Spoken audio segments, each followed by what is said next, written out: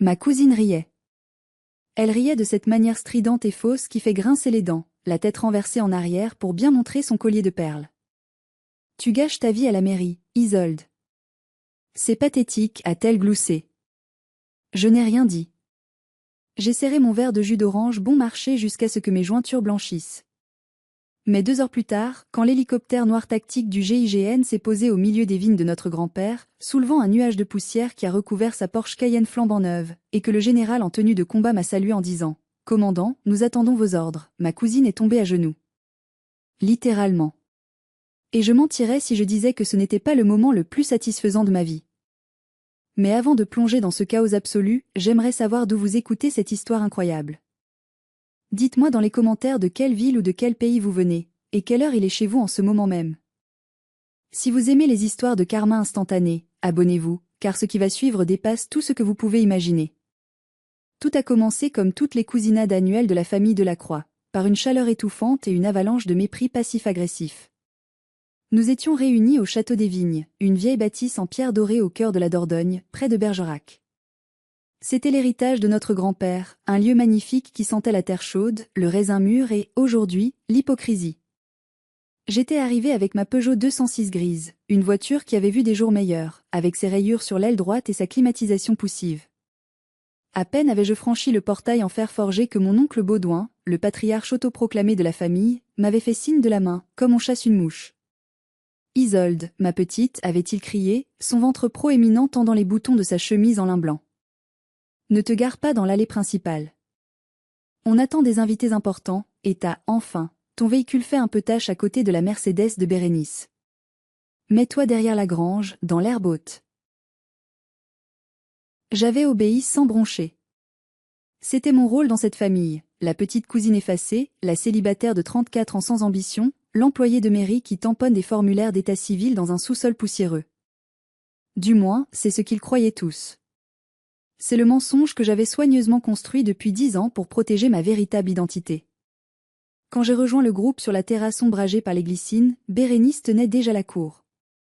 Ma cousine, de 4 ans mon aînée, était ce que ma famille appelait une réussite éclatante. Elle possédait une chaîne de spa de luxe à Bordeaux, avait épousé un chirurgien esthétique, absent aujourd'hui, comme d'habitude, et ne manquait jamais une occasion de rappeler le prix de ses possessions. « Ah, te voilà !» s'est-elle exclamée en me voyant, sans se lever de son fauteuil en rotin. Elle m'a tendu une joue poudrée pour une bise rapide et sèche. On parlait justement de toi. Maman disait que tu avais encore le même tailleur que l'année dernière. C'est du vintage ou c'est juste la crise? Les rires ont fusé autour de la table. Ma mère, Francine, assise au bout de la table, a baissé les yeux vers son assiette de foie gras, ses épaules s'affaissant sous le poids de la honte par procuration. Maman était une femme douce, trop douce pour ce clan de requins. Depuis la mort de papa l'année dernière, elle semblait avoir rétréci, perdant sa voix face à l'arrogance de son frère Baudouin et de sa nièce. « C'est confortable », ai-je répondu simplement, prenant une chaise vide loin du centre de l'attention. « Confortable », a répété Bérénice avec un sourire en coin, faisant tourner son verre de Montbazillac. C'est le mot que les gens sans ambition utilisent pour justifier leur médiocrité. Tu sais, Isolde, j'ai vu une offre d'emploi pour une réceptionniste dans mon spa de Saint-Émilion. C'est payé 200 € de plus que le SMIC. Je pourrais peut-être te pistonner? Ça te changerait de tes vieux papiers poussiéreux à la mairie. Je suis bien où je suis, merci, ai-je murmuré, sentant la colère monter, non pas pour moi, mais pour l'image que mon père aurait eue de cette scène. Il m'avait toujours dit, la vraie valeur ne crie pas, Isolde. Elle chuchote. Laisse-la, Bérénice, est intervenu l'oncle Baudouin en coupant un morceau de pain avec une violence inutile.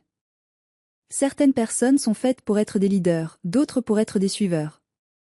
Isolde est une brave fille, elle est juste limitée. C'est génétique, sans doute. Ton père n'a jamais su faire fructifier cet héritage non plus. C'était le coup de trop. Insulter ma carrière était une chose, insulter la mémoire de mon père en était une autre. J'ai ouvert la bouche pour répliquer, pour leur dire que le travail de bureau qu'ils méprisaient tant impliquait en réalité la coordination d'opérations antiterroristes pour la DGSI, la Direction Générale de la Sécurité Intérieure. Que j'avais reçu la médaille du courage 6 mois plus tôt, dans un bureau secret à Paris, pour avoir déjoué un attentat dans le métro. Mais je me suis tue. Le secret défense n'est pas une suggestion, c'est une loi absolue. J'ai avalé ma rage avec une gorgée de jus tiède, ignorant que dans quelques minutes, le destin allait se charger de ma défense de la manière la plus spectaculaire possible. Mais alors que je cherchais une excuse pour m'éclipser, Bérénice a fait un geste maladroit. Son verre de vin liquoreux a basculé, déversant un liquide doré et collant sur mon chemisier blanc. « Oups » a-t-elle gloussé, sans une once de regret. « Désolée ma chérie. Mais bon, ne t'inquiète pas, avec ton salaire de fonctionnaire, en économisant 3 mois, tu pourras t'en racheter un chez H&M, c'est à cet instant précis, alors que je sentais le liquide sucré coller à ma peau et que les rires de ma famille résonnaient dans mes oreilles, que mon monde a basculé. Va te nettoyer, et pendant que tu y es, rapporte-nous des glaçons. Le seau est vide, a ordonné Bérénice en se détournant pour reprendre sa conversation sur son prochain voyage aux Maldives. J'ai marché vers la cuisine d'été, le dos droit, sentant leur regard méprisant brûler ma nuque. Pauvre fille, ai-je entendu tante Jocelyne chuchoter. Si seulement elle avait un mari pour s'occuper d'elle. Dès que j'ai franchi la porte de la cuisine en pierre fraîche, j'ai laissé tomber le masque. Mes mains tremblaient de rage. J'ai attrapé un torchon pour essuyer le vin, ma respiration courte et saccadée. Je voulais partir. Je voulais prendre ma mère, la mettre dans ma vieille Peugeot et fuir cet endroit toxique pour toujours. Mais soudain, une vibration intense a traversé mon sac à main usé posé sur le plan de travail. Ce n'était pas la vibration douce de mon téléphone personnel.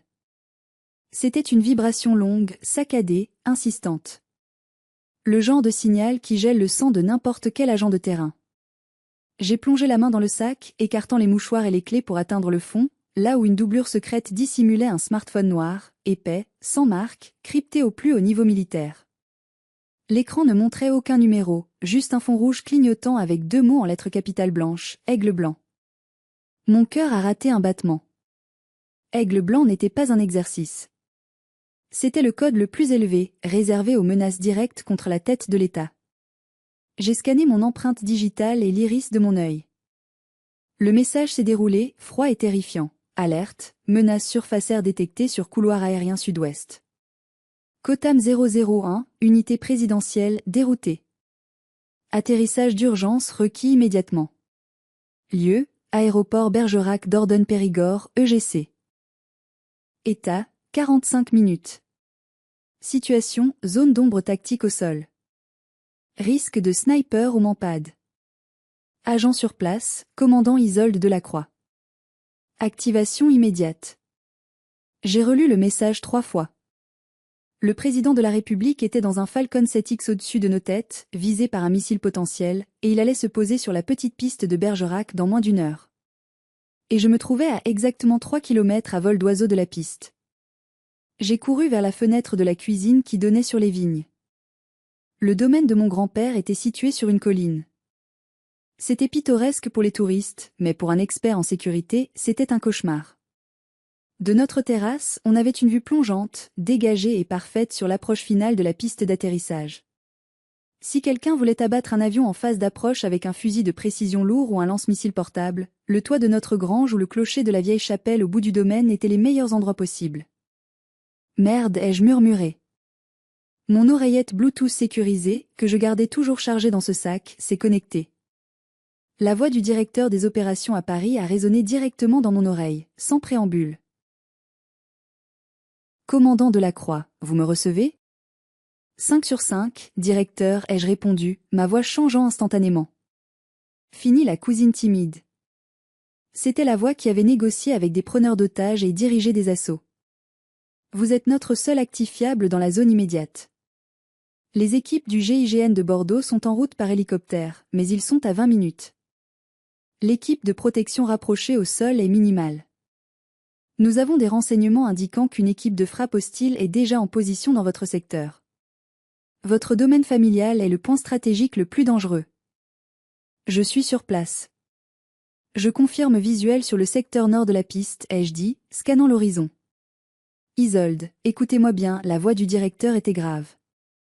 Vous devez sécuriser le périmètre immédiat. Si le président tente d'atterrir et qu'il y a un tireur sur votre colline, c'est fini. Vous avez carte blanche. Neutralisez toute menace. Et pour l'amour de Dieu, faites évacuer les civils. S'ils restent sur la terrasse, ils sont des dommages collatéraux potentiels ou pire, des boucliers humains. Compris, ai-je dit. Mes directeurs, les civils, c'est ma famille. Alors vous savez à quel point ils sont en danger. Vous avez 40 minutes avant l'atterrissage. Bonne chance, commandant. La ligne a coupé. J'ai regardé le seau à glace vide dans ma main. Dehors, j'entendais les éclats de rire de Bérénice et les aboiements de mon oncle. Ils étaient en train de manger des petits fours, totalement inconscients qu'ils étaient assis au milieu d'un champ de tir, Killzone. Je devais retourner là-bas.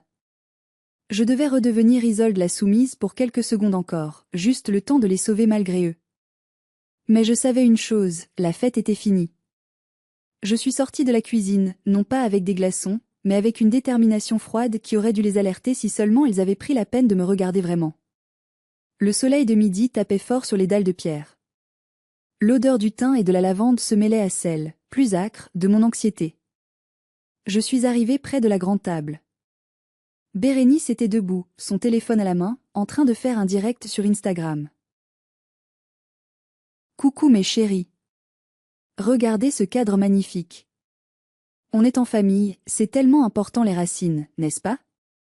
Même si certaines branches sont un peu sèches, disait-elle en tournant la caméra vers moi, juste au moment où j'arrivais. J'ai ignoré la caméra. J'ai posé mes mains à plat sur la table, renversant un verre d'eau. Le bruit a fait sursauter tout le monde. Écoutez-moi tous, ai-je dit, ma voix projetant une autorité qu'ils ne m'avaient jamais connue. Nous avons un problème grave. Il y a une fuite de gaz majeure sur la canalisation principale qui passe sous la colline. J'ai senti l'odeur près de la grange. C'est extrêmement dangereux. Nous devons évacuer la terrasse immédiatement et nous rendre dans la cave à vin souterraine. Les murs sont épais, nous y serons en sécurité le temps que les secours arrivent. C'était le meilleur mensonge que j'avais pu improviser. Rapide, plausible, urgent. Pendant 3 secondes, il y a eu un silence. Oncle Baudouin a froncé les sourcils, une fourchette de melon en suspens vers sa bouche. Ma mère a commencé à se lever, l'inquiétude marquant son visage. Puis, Bérénice a éclaté de rire. Un rire cruel, incrédule. Une fuite de gaz? Ici? En plein air? Elle s'est tournée vers son téléphone, parlant toujours à ses followers invisibles. Vous entendez ça? Ma cousine la fonctionnaire essaie de se rendre intéressante. Elle invente une catastrophe pour gâcher ma fête. Ce n'est pas une blague, Bérénice, ai-je crié. Baissez-vous et allez vers la cave. Maintenant. Ne me donne pas d'ordre, petite, a rugi l'oncle Baudouin en se levant, le visage rouge de colère et de vin. Tu crois qu'on est stupide? Tu es jalouse parce que personne ne s'intéresse à toi, alors tu inventes des histoires. Une fuite de gaz. Et pourquoi pas une invasion extraterrestre? Isolde, assieds-toi et arrête de te donner en spectacle, a ajouté tante Jocelyne en remettant ses lunettes de soleil. Tu fais peur à ta mère pour rien. J'ai regardé ma mère. Elle était retombée sur sa chaise, tiraillée entre la peur et l'habitude de se soumettre à sa famille. Isolde, chérie, a-t-elle murmuré. S'il te plaît, ne gâche pas tout. Je sentais le temps s'écouler comme du sable entre mes doigts. 35 minutes. Si je ne les bougeais pas, ils allaient être au milieu d'une fusillade potentielle. Mais leur arrogance était un mur plus solide que le béton armé. Je suis sérieuse, ai-je insisté, m'approchant de mon oncle. J'ai appelé les services d'urgence. Ils sont en route. Si vous ne bougez pas, je devrais... Tu devras quoi? M'a coupé Bérénice, s'approchant de moi, le téléphone braqué sur mon visage. Tu vas nous mettre une amende? Tu vas nous tamponner le front avec un refus administratif? Regardez-la, elle tremble. Elle est pathétique. À ce stade de l'histoire, je dois vous poser une question. Si vous étiez à ma place, face à une famille qui vous humilie alors que vous essayez de leur sauver la vie, qu'auriez-vous fait? Auriez-vous abandonné et couru vous mettre à l'abri seul? Ou auriez-vous continué à essayer? Dites-le moi dans les commentaires, je suis curieuse de savoir. Moi, je ne pouvais pas partir. Pas à cause d'eux, mais à cause de ma mère. Et parce que c'était mon devoir. Mais la diplomatie venait d'échouer. Soudain, mon regard a été attiré par un mouvement fugace à la lisière de la forêt, à environ 400 mètres en contrebas, près du vieux clocher de la chapelle abandonnée. Un éclat. Un reflet de soleil sur du verre. Pas une bouteille. Une lentille. Une lunette de visée. Mon sang s'est glacé. Le tireur était déjà en place. Il n'était pas sur le toit de notre grange, il était dans la chapelle. Et il avait une ligne de mire parfaite sur la piste, mais aussi sur notre terrasse. Nous étions entre lui et sa cible. Ou pire, nous étions des témoins gênants. « Bérénice, éteins ce téléphone », ai-je dit d'une voix basse et terrifiante. « Ou quoi » a-t-elle nargué. C'est alors que mon téléphone sécurisé a vibré à nouveau. Pas un appel. Un message. J'ai baissé les yeux sur l'écran caché dans ma main. C'était une photo. Une photo prise de très loin, avec un téléobjectif puissant. On y voyait notre table. On voyait Bérénice en train de rire. On me voyait de dos. Et on voyait ma mère. Sur le front de ma mère, ajouté numériquement sur la photo mais implicite dans la réalité, il y avait un petit point rouge. Le message sous la photo disait simplement « Lâchez l'affaire, H de la Croix ». Où la vieille dame Y passe en premier. Le monde autour de moi a cessé de tourner.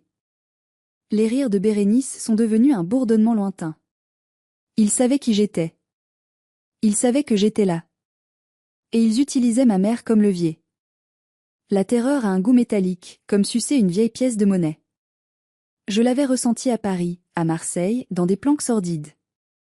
Mais la ressentir ici, au milieu des vignes de mon enfance, sous le soleil éclatant de la Dordogne, c'était une violation intime. Je n'ai pas montré la photo à ma mère. Si elle paniquait, elle bougerait. Si elle bougeait, le tireur pourrait réagir par réflexe. Il fallait que je sois plus froide que la glace. J'ai levé les yeux vers le clocher lointain. Je ne voyais rien à l'œil nu, juste la pierre grise émergeant des arbres. Mais je savais qu'il était là. Un professionnel. Quelqu'un qui avait fait ses devoirs sur moi. Qui êtes-vous, ai-je pensé. Comment savait-il que j'étais un agent? Mon identité était protégée par des couches de sécurité que peu pouvaient percer. À moins qu'il n'y ait une fuite. Ou pire, une surveillance de longue date. Eh oh! La terre appelle Isolde. Bérénice claquait des doigts devant mon visage. Tu as vu un fantôme ou tu réalises enfin à quel point tu es ridicule? J'ai attrapé le poignet de Bérénice. Pas doucement cette fois. J'ai utilisé une prise de contrôle articulaire, le genre qu'on apprend la première semaine à l'académie, mais que j'avais perfectionné au fil des ans. J'ai serré juste assez pour faire mal, pour choquer. Aïe! Tu me fais mal. Lâche-moi, folle, a-t-elle crié, lâchant presque son précieux téléphone. Oncle Baudouin a renversé sa chaise en se levant. Touche pas à ma fille. Taisez-vous, ai-je sifflé, non pas en criant, mais avec une intensité si venimeuse qu'ils se sont figés. Bérénice, donne-moi ton autre téléphone. Celui qui est dans ton sac. Le rouge. Elle m'a regardé avec des yeux écarquillés, massant son poignet. Quoi? Comment tu sais que j'ai? C'est un cadeau de mon ami russe, Dimitri. Je ne l'utilise jamais. Donne-le-moi. Maintenant. Pourquoi? Parce que ce n'est pas un téléphone, espèce d'idiote, ai-je dit, connectant enfin les points dans mon esprit. C'est un traceur passif. C'est comme ça qu'ils savent où nous sommes. C'est comme ça qu'ils écoutent. Bérénice, confuse et un peu effrayée par mon changement de personnalité, a fouillé dans son sac Birkin et en a sorti un appareil fin, rouge métallique. Dimitri a dit que c'était une batterie externe solaire. Je lui ai arraché des mains. Je l'ai retourné. Pas de marque. Juste un petit port de données. C'était un balise de géolocalisation militaire et un micro haute fréquence. Son ami riche n'était pas un petit ami. C'était un agent de renseignement qui l'utilisait pour m'atteindre. Sans hésiter, j'ai jeté l'appareil de toutes mes forces dans la fontaine en pierre au centre de la cour. Il a coulé avec un plouf satisfaisant. Mon chargeur, a hurlé Bérénice. Tu es complètement malade. Papa, fais quelque chose. Baudouin a avancé vers moi, le poing levé. C'était un homme grand, habitué à intimider ses employés et sa famille. Je vais te donner une leçon que ton père aurait dû te donner il y a longtemps. Je n'ai pas reculé. J'ai pivoté, ancrant mes pieds dans le sol. Ma main droite s'est posée sur ma hanche, frôlant l'endroit où, si je n'étais pas en civil, mon arme de service aurait été.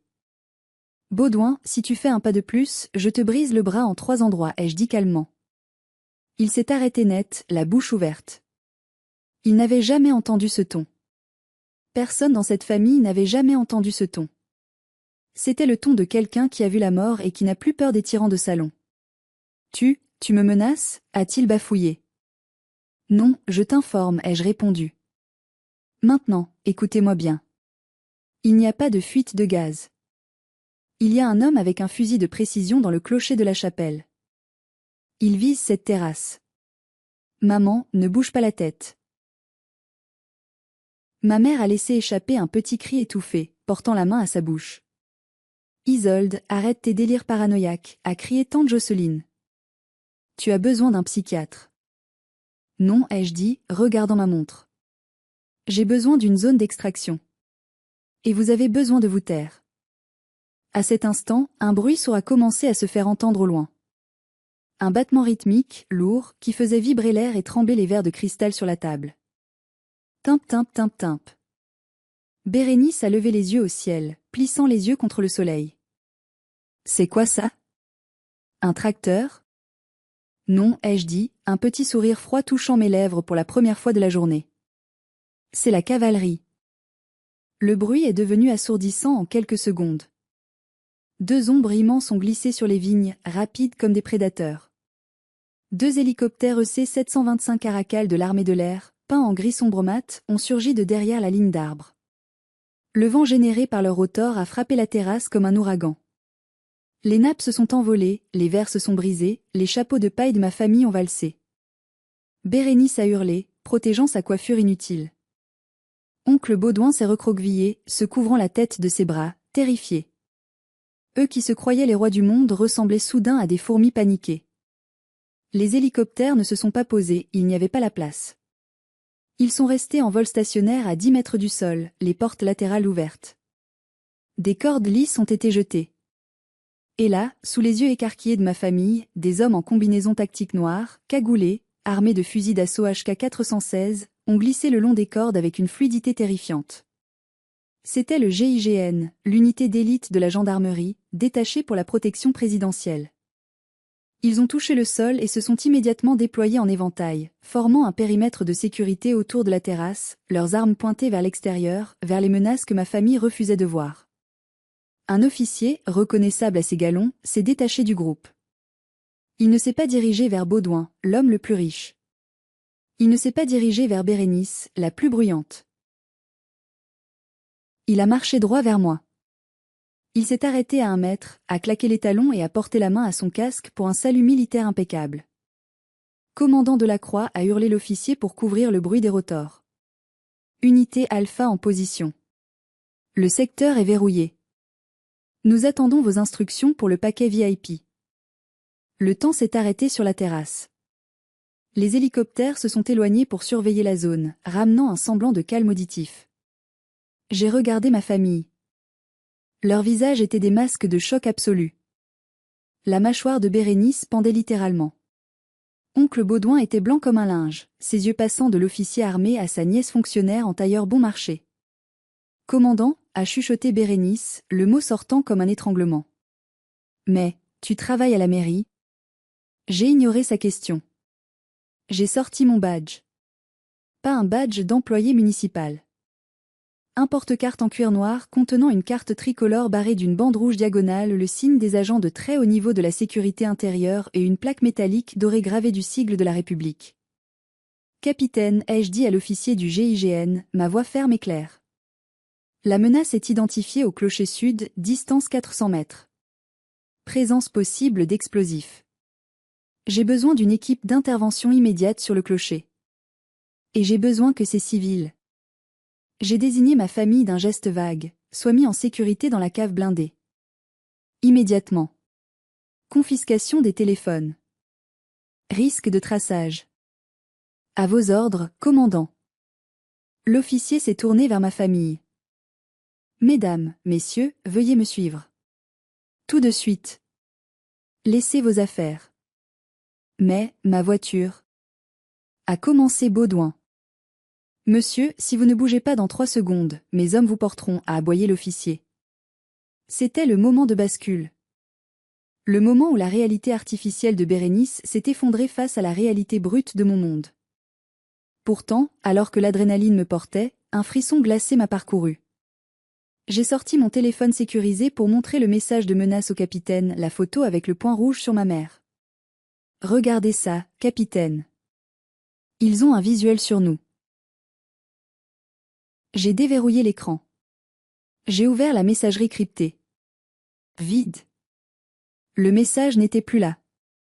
La photo avait disparu. Le journal d'appel était vierge. Quoi ? Ai-je murmuré, faisant défiler l'écran frénétiquement. C'était là il y a 2 minutes. Le capitaine m'a regardé, une lueur d'hésitation dans les yeux. Commandant ? La menace ?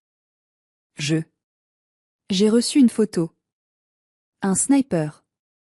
Il visait ma mère.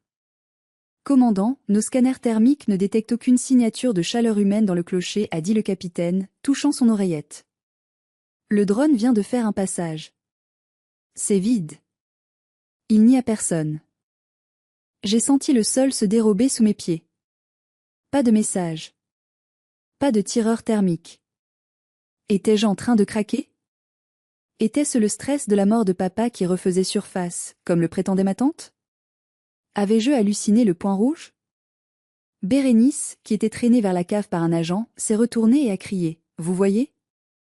Elle est folle. Elle a tout inventé pour se rendre intéressante. Il n'y a personne.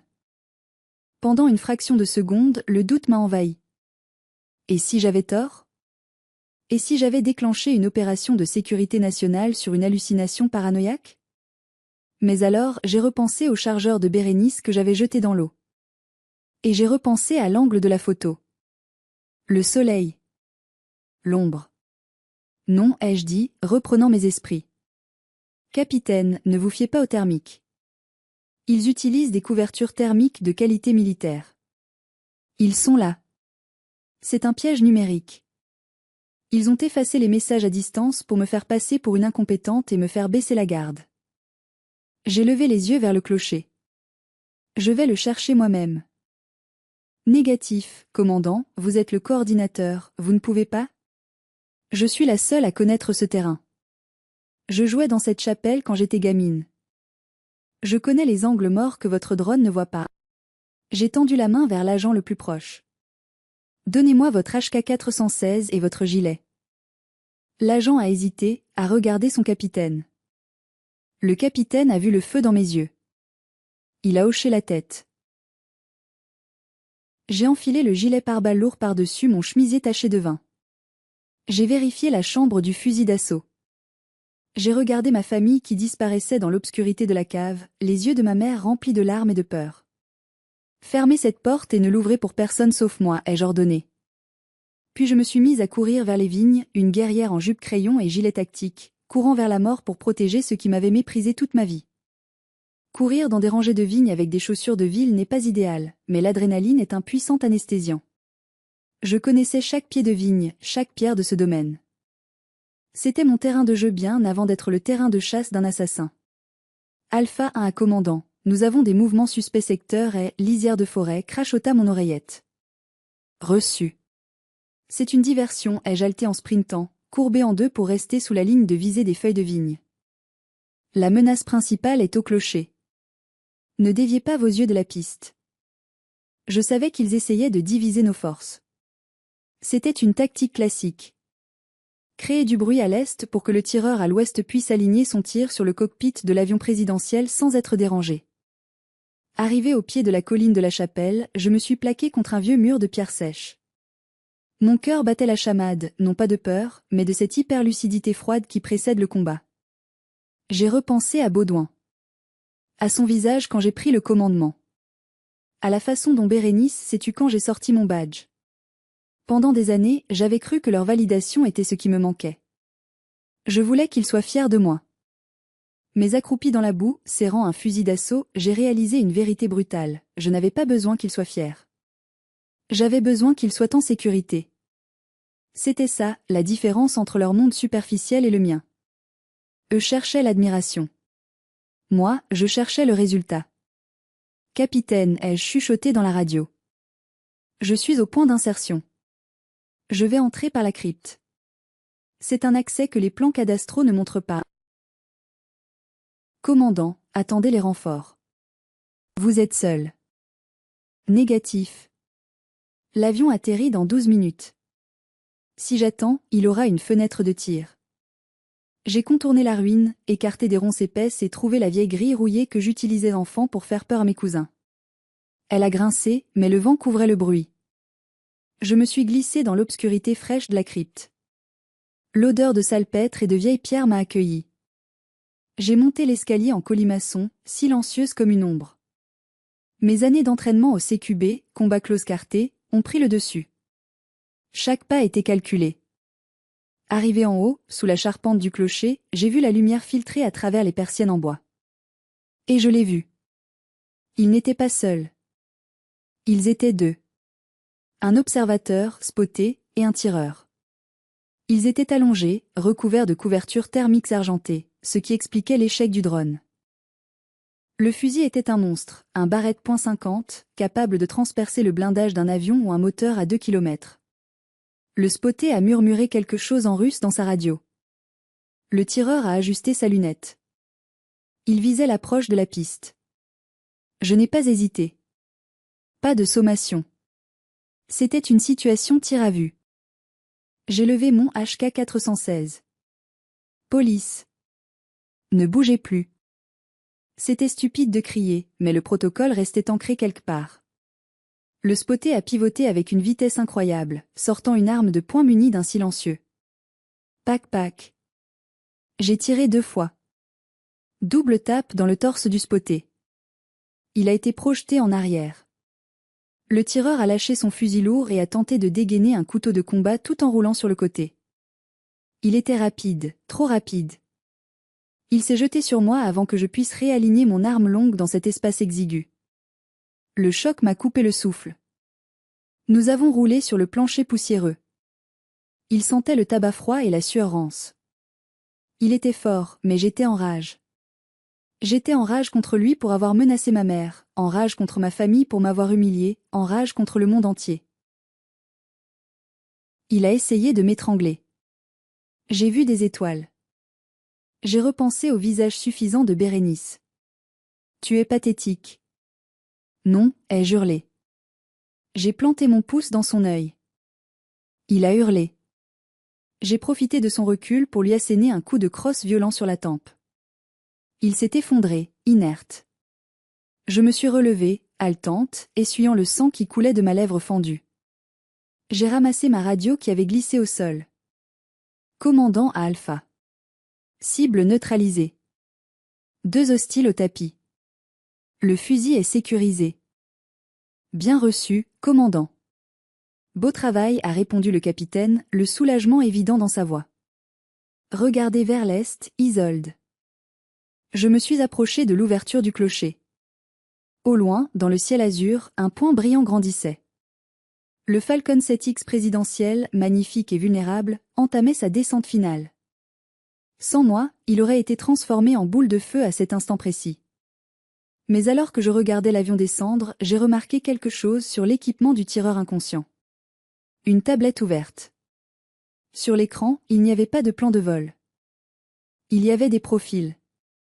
Des profils Facebook. Celui de Bérénice. Celui de Baudouin. Celui de ma mère. Et des centaines de pages de conversations transcrites. Et en haut du dossier, un titre en cyrillique que je pouvais déchiffrer. Opération Cassandre. Déstabilisation psychologique dès l'agent cible PR l'environnement familial. Je me suis figé. Ce n'était pas juste un assassinat. C'était une opération dirigée contre moi. Ma famille n'était pas juste bête et méchante. Elle avait été transformée en arme. L'avion s'est posé. J'ai regardé les roues toucher le tarmac de Bergerac, la fumée blanche des pneus marquant la fin du danger immédiat pour le président. Mais pour moi, le cauchemar venait de prendre une nouvelle dimension. J'ai laissé l'équipe d'extraction du GIGN s'occuper des prisonniers, le tireur était encore vivant, bien qu'inconscient. Je suis redescendu de la colline, mes jambes tremblant un peu maintenant que l'adrénaline retombait. De retour à la terrasse, l'ambiance avait changé. Ma famille avait été sortie de la cave une fois la zone déclarée verte. Ils étaient assis sur les chaises restantes, silencieux, pâles. Ils me regardaient approcher, moi avec mon gilet tactique trop grand, mon visage sale, du sang sur le menton. Ils me regardaient comme si j'étais une extraterrestre. Un homme en costume gris m'attendait. C'était le docteur Laroche, psychologue opérationnel de la DGSI, arrivé avec le 2e hélicoptère. Il tenait la tablette que j'avais vue dans le clocher. « Isolde, a-t-il dit doucement. Il faut qu'on parle. » De ça. Il a tapoté l'écran. Il savait tout, n'est-ce pas, ai-je demandé, ma voix rauque. C'est ce qu'on appelle une cognitive warfare, guerre cognitive, a expliqué Laroche, assez fort pour que ma famille entende. Il voulait qu'ils entendent. Isolde, vous êtes l'un de nos meilleurs agents. Incorruptible. Intouchable.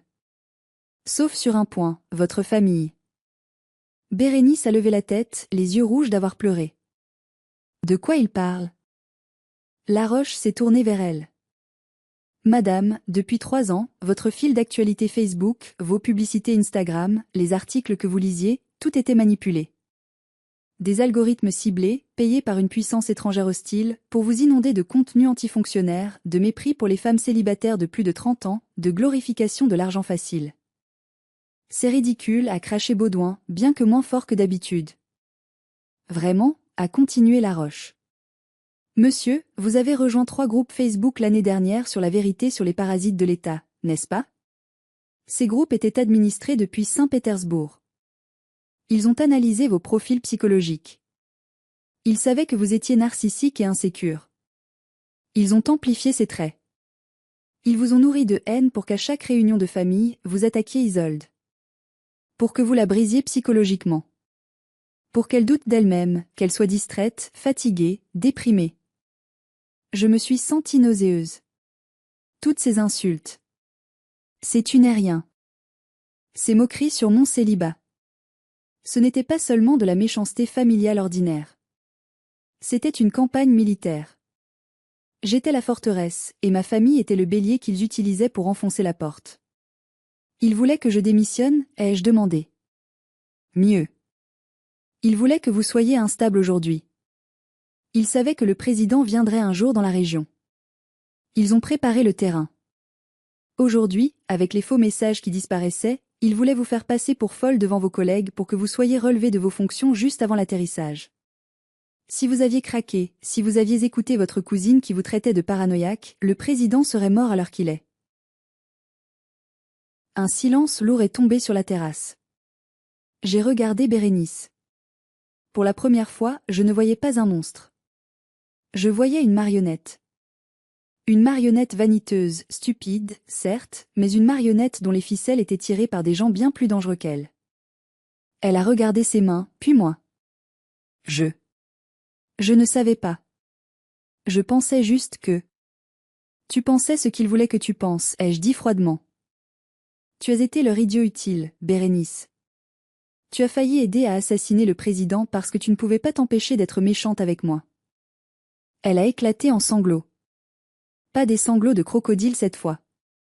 Des vrais. La honte pure. Baudouin s'est affaissé sur sa chaise, l'air d'un vieil homme vaincu. Seule ma mère s'est levée. Elle a marché vers moi, ignorant le gilet pare-balles, le sang, les armes autour de nous. Elle a pris mon visage dans ses mains. Ses mains tremblaient. Ils n'ont pas réussi, a-t-elle dit doucement. Ils ont essayé de nous utiliser pour te briser, mais tu ne t'es pas brisée. Tu es la fille de ton père, Isolde. Tu es faite d'acier. J'ai fermé les yeux, sentant une larme couler sur ma joue sale. C'était la première fois depuis la mort de papa que je me sentais vue. Mais le moment d'émotion a été coupé net. La radio du capitaine a grésillé. Commandant de la Croix. Ici escorte présidentielle. Le président a demandé à voir l'officier qui a sécurisé la zone. Le convoi arrive à votre position dans 2 minutes. Le convoi présidentiel n'a rien à voir avec le cortège de voitures de luxe que mon oncle Baudouin admirait tant. C'est une démonstration de force brute et silencieuse. Des motards de la garde républicaine ont ouvert la route, suivis de 2 SUV blindés aux vitres teintées si épaisses qu'elles semblaient noires, et au centre, la limousine présidentielle, arborant le petit fanion tricolore sur l'aile avant. Ils sont entrés dans la cour du domaine, écrasant les graviers avec une autorité incontestable. Ma famille s'est levée comme un seul homme. Baudouin a tenté de lisser sa chemise froissée. Bérénice a essuyé ses yeux, cherchant désespérément un miroir, avant de se rappeler qu'elle n'avait plus son sac. Tante Jocelyne était pétrifiée. La portière de la limousine s'est ouverte. Un garde du corps géant est sorti, scannant la zone, puis a fait signe. Le président de la République française est sorti. Il avait l'air fatigué, sa cravate légèrement dénouée, signe du stress du vol dérouté, mais son charisme était intact. Il a marché directement vers le capitaine du GIGN, qui l'a orienté vers moi. « Monsieur le Président » a dit le capitaine. « Voici le commandant de la Croix. » C'est elle qui a nettoyé le clocher. Le président s'est arrêté devant moi. Il m'a regardé de haut en bas, mes chaussures crottées, mon chemisier taché de vin et de sang, le fusil d'assaut encore en bandoulière. Il a souri. « Commandant » a-t-il dit, me tendant la main. On m'a dit que c'était une réunion de famille qui a mal tourné? J'ai serré sa main, tachant probablement sa manchette impeccable de poussière. On peut dire ça, monsieur le président. Désolé pour l'accueil rustique. Il a ri. Vous avez neutralisé un sniper à 500 mètres avec une équipe réduite et sauvé mon avion. Je pense que je peux pardonner le manque de petits fours. Puis, son regard s'est déplacé vers le groupe de civils hébétés derrière moi. Et voici, la famille? Oui, monsieur. Le président s'est approché d'eux. Baudouin tremblait tellement que j'ai cru qu'il allait s'évanouir. Bérénice fixait le sol, incapable de soutenir le regard de l'homme le plus puissant du pays après l'avoir entendu faire l'éloge de la cousine qu'elle venait de traiter de ratée.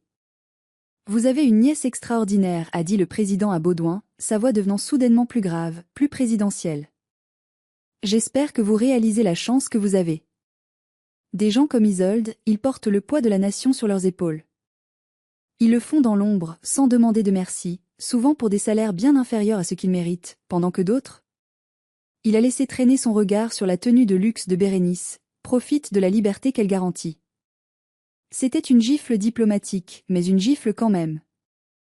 Baudouin a balbutié quelque chose d'incompréhensible, ressemblant à oui. Honneur. France. Prenez soin d'elle, a conclu le président. Car la France a besoin d'elle plus qu'elle n'a besoin de vous. Il s'est retourné, m'a fait un dernier signe de tête et est remonté dans sa voiture. Le convoi a fait demi-tour et est reparti vers la préfecture, laissant derrière lui un nuage de poussière et un silence assourdissant. Je me suis tenu là, regardant les feux arrière disparaître. J'ai retiré le gilet lourd, le laissant tomber au sol avec un bruit sourd. Mes épaules me faisaient mal. Ma lèvre me lançait. Alors, ai-je dit, me tournant vers ma famille. Qui veut du gâteau? La question était purement rhétorique, bien sûr. Personne n'avait faim. L'appétit de Bérénice pour le drame et celui de Baudouin pour la nourriture avaient été coupés net par la réalité. Les agents du GIGN commençaient à démonter le périmètre. L'équipe scientifique arrivait pour analyser la scène du clocher. Le domaine de mon grand-père était devenu une scène de crime et une zone militaire. Ma mère s'est approchée de moi avec une bassine d'eau tiède et un linge propre qu'elle avait trouvé je ne sais où. Sans un mot, elle a commencé à nettoyer le sang sur mon menton. « Ça fait mal » a-t-elle demandé. « Moins que tes silences pendant toutes ces années, maman » ai-je répondu doucement. Elle s'est figée, la main en l'air. « Je sais. J'avais peur d'eux. De mon frère. De ce qu'il dirait. Je suis désolée, Isolde. J'ai été faible. Tu n'as pas à t'excuser d'avoir peur, ai-je dit. Mais tu dois arrêter de les laisser te définir. Papa n'aurait jamais voulu ça. » À l'évocation de papa, Baudouin, qui écoutait à quelques pas, a eu un mouvement de recul. Il s'est raclé la gorge, cherchant une contenance qu'il avait perdue à jamais. « Isolde. » a-t-il commencé, sa voix n'ayant plus rien de son arrogance habituelle. Nous ne savions pas. Si nous avions su que tu étais, enfin, importante. J'ai ri. Un rire sec, sans joie. C'est ça le problème, oncle Baudouin. Vous ne respectez les gens que s'ils sont importants, riche ou puissant. Si j'avais vraiment été une simple employée de mairie, est-ce que je méritais votre mépris? Est-ce que mon travail aurait été moins digne? Il a baissé les yeux, incapable de répondre. Le respect ne se doit pas au titre, ai-je continué. Il se doit aux êtres humains. Vous m'avez traité comme une moins que rien parce que ça vous faisait vous sentir grand. Mais aujourd'hui, vous avez vu ce que c'est que la vraie grandeur. Et ce n'est pas une Porsche. C'est de se tenir debout quand tout le monde est à terre. Bérénice s'est approchée, les yeux gonflés.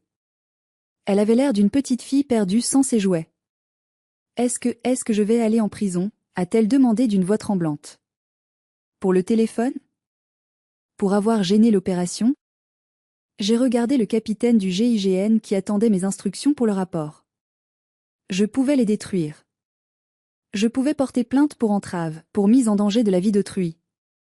Je pouvais faire de leur vie un enfer administratif et judiciaire. C'était tentant. Mon Dieu, que c'était tentant. Mais j'ai regardé ma mère. Elle me suppliait du regard. Non pas pour les sauver eux, mais pour sauver ce qui restait de la paix familiale. Et puis, je me suis souvenu des paroles du docteur Laroche. Ils avaient été manipulés. C'étaient des imbéciles, oui, mais des imbéciles instrumentalisés. Non, ai-je dit à Bérénice. Tu ne vas pas en prison. Mais tu vas faire quelque chose pour moi. Quoi? Tout ce que tu veux, a-t-elle dit rapidement. Tu vas arrêter de suivre ces comptes idiots sur les réseaux sociaux. Tu vas arrêter de juger les gens sur leur salaire. Et la prochaine fois qu'on se voit, en fait, non. Il n'y aura pas de prochaine fois avant très longtemps. J'ai vu le soulagement, puis la tristesse passer sur son visage. Elle réalisait qu'elle avait perdu plus que sa fierté aujourd'hui. Elle avait perdu sa cousine. Le soleil commençait à descendre sur les vignes, baignant le domaine d'une lumière orange sanguine, presque irréelle après la violence de la journée. Les hélicoptères étaient repartis, emportant les prisonniers vers une base secrète pour interrogatoire. Le silence revenait, mais c'était un silence différent. Lourd de non-dits et de vérités trop crues. J'ai ramassé mon sac à main, maintenant vide de son équipement tactique. J'ai marché vers ma vieille Peugeot 206. Tu pars? A demandé ma mère. Oui. J'ai un rapport à faire. Et je suis fatiguée, maman. Tu ne restes pas pour le dîner? A demandé tante Jocelyne, tentant maladroitement de normaliser la situation, comme si on pouvait simplement passer à table après une tentative d'assassinat. Je l'ai regardée avec incrédulité. Tante Jocelyne, tu m'as demandé tout à l'heure si j'avais besoin d'un psychiatre. Je pense que c'est nous tous qui avons besoin de prendre du recul. Je me suis tournée vers Baudouin. Oncle, la prochaine fois que tu as envie de te moquer de quelqu'un qui gagne le SMIC, rappelle-toi que c'est peut-être cette personne qui surveille le ciel pendant que tu dors. J'ai ouvert la portière de ma voiture qui a grincé bruyamment. Pour la première fois, ce grincement ne m'a pas fait honte. C'était le son de ma réalité. Une réalité authentique. Bérénice s'est avancée vers la voiture. Elle a posé une main manucurée sur la portière, m'empêchant de la fermer. Isolde, attends. Je voulais te dire. Merci. Tu nous as sauvé la vie. Et maman aussi. Je faisais mon travail, Bérénice. Non, ce n'est pas juste ton travail. Tu es courageuse. Je ne savais pas que tu étais comme ça. Je suis désolée pour le vin. Pour tout. J'ai soupiré. Les excuses, c'est facile quand on a peur, Bérénice. Voyons si elles tiennent quand tu seras retournée dans ton spa avec tes copines riches. Si tu changes vraiment, appelle-moi dans 6 mois. D'ici là, oublie mon numéro. J'ai tiré la portière, l'obligeant à reculer. J'ai démarré le moteur. Il a toussé un peu avant de ronronner. En reculant, j'ai vu ma famille debout dans l'allée. Ils semblaient petits. Insignifiants. Le château derrière eux, symbole de leur statut, n'était qu'un tas de pierres. La vraie forteresse, c'était moi. Ma mère m'a envoyé un baiser de la main. J'ai vu qu'elle souriait. Un vrai sourire, fier. Elle avait enfin compris que sa fille n'était pas une ratée. Sa fille était un rempart. J'ai passé la première et je suis partie, laissant un nuage de poussière recouvrir une dernière fois la Porsche de Bérénice. Je n'ai pas pris la route de Bordeaux tout de suite. J'ai fait un détour par le petit cimetière communal de Bergerac, niché à l'ombre de cyprès centenaires. Il n'y avait personne. Juste le chant des cigales et la chaleur de la fin d'après-midi. Je me suis arrêtée devant la tombe de mon père. La pierre était simple, grise, ornée d'une petite photo de lui souriant, une canne à pêche à la main. « Salut papa » ai-je murmuré. Je me suis assise sur le petit banc en pierre face à la tombe. J'ai sorti de ma poche quelque chose que le président m'avait glissé discrètement dans la main avant de remonter dans sa voiture, un détail que ma famille n'avait pas vu. C'était une petite boîte en velours. À l'intérieur, une épinglette. Pas une médaille officielle, cela viendrait plus tard avec le protocole, mais une épinglette personnelle de la présidence, un aigle stylisé. Tu avais raison, ai-je dit à la pierre froide. Ils ne comprennent pas. Ils ne comprendront jamais vraiment. Mais ce n'est pas grave. J'ai repensé à toutes les fois où papa m'avait défendu, maladroitement, face à Baudouin. Toutes les fois où il m'avait dit qu'il était fier de ma bureaucratie, même s'il ne savait pas ce que je faisais vraiment. Au fond, il savait. Un père sait toujours quand sa fille porte un fardeau. J'ai protégé maman. Et j'ai même protégé les autres idiots, ai-je ri doucement. Je crois que tu aurais bien rigolé en voyant la tête de Baudouin face au GIGN. J'ai posé l'épinglette sur la tombe, coincée entre deux pots de fleurs fanées. C'est pour toi, papa. C'est toi qui m'as appris le courage. Pas celui des armes, mais celui de rester soi-même quand tout le monde te dit que tu n'es rien. Je suis restée là un long moment, laissant le silence du cimetière apaiser le tumulte de la journée.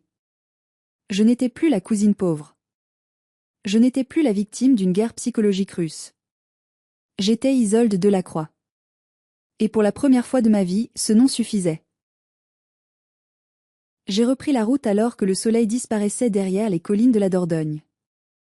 Mon téléphone sécurisé a vibré. Un nouveau message du directeur, rapport attendu à 08 cents. Bon travail, Isolde. Reposez-vous. J'ai souri. Le travail ne s'arrête jamais.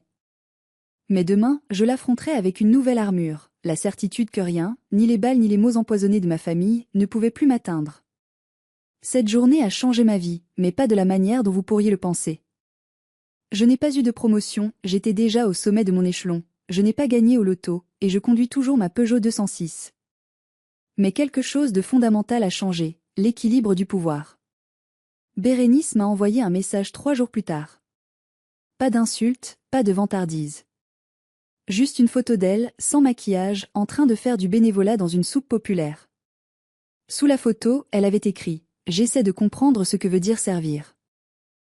C'est dur. Je n'ai pas répondu. Pas encore. Mais j'ai gardé la photo. Quant à oncle Baudouin, il a mystérieusement cessé d'organiser les cousinades. On dit dans la famille qu'il a développé une phobie soudaine des hélicoptères et des bruits forts.